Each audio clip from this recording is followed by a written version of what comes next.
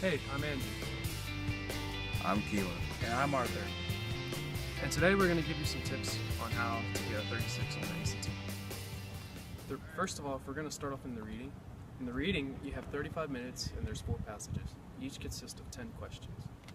The first 4 passages is literary narratives, humanities, social science, and natural science.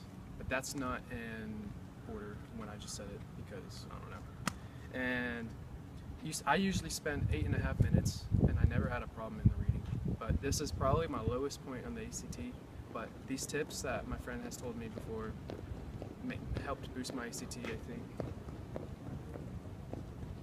Anyways, yeah, I spent around 8.5 minutes on the ACT just for the reading. And I circled the key words in the ACT as well. Today we're going to talk about the math portion on the ACT. You have 60 minutes to do 60 questions.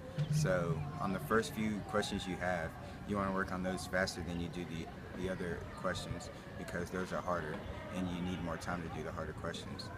And then the next thing you want to do is before taking the test, you want to learn a few formulas so you're not clueless whenever it comes to taking the test.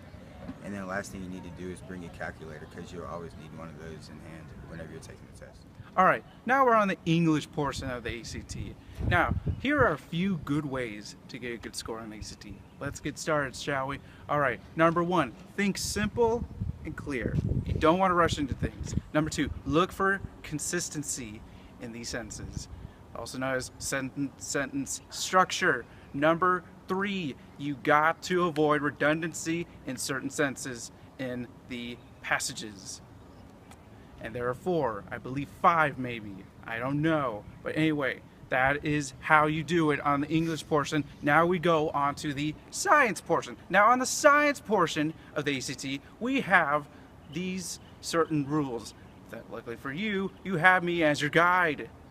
Alright, now step number 1, follow the scientific method.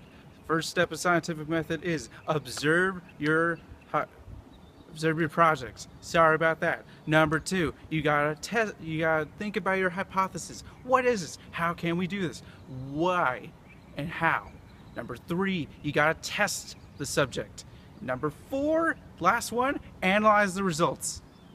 And the last thing to do about the science portion of the test is know your overall strategy of the test. That is how you do and know the tips and tricks of doing the English and the science portions of the ACT.